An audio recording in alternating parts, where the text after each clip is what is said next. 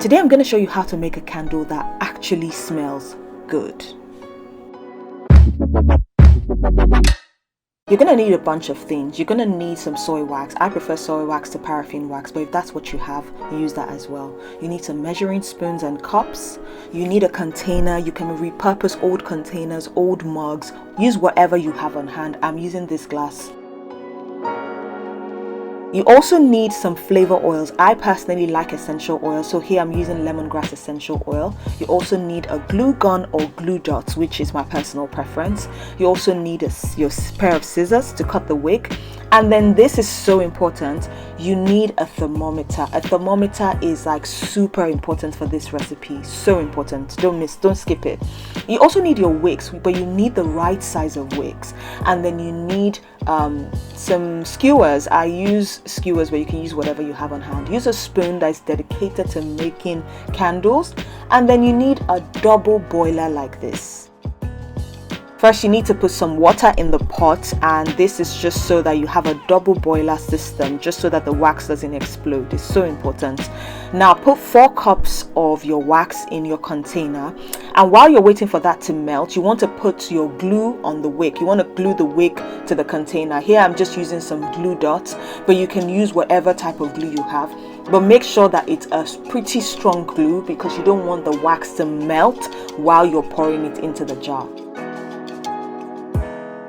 Press the wick down, make sure that it's firm. Press it really firmly down. You don't want it to come off during the time when you're pouring the wax.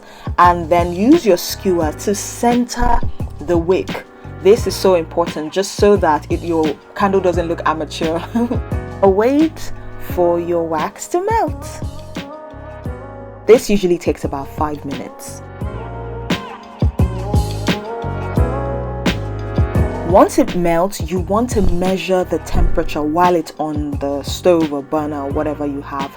Here, I'm making sure that the temperature is about 85 degrees Celsius. This is the perfect temperature to put essential oil or your flavor oil in. Why? Because you want to have a good scent through.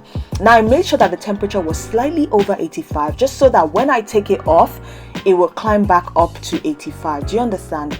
But make sure that even if it's not up to 85, put it back on the burner till it gets to 85. And then you can add your flavor oils or your essential oils. Here I'm using lemongrass flavored essential oils, and you need 2 tablespoons. Mix that thoroughly in the bowl. Make sure that it mixes really well. You want to mix it really thoroughly. At this point, my whole flat was smelling like lemongrass. It was absolutely beautiful. But that temperature is so important because you want to have a decent scent through. You know, when you make DIY candles and they don't smell well, sometimes it's the temperature that you put the essential oil in.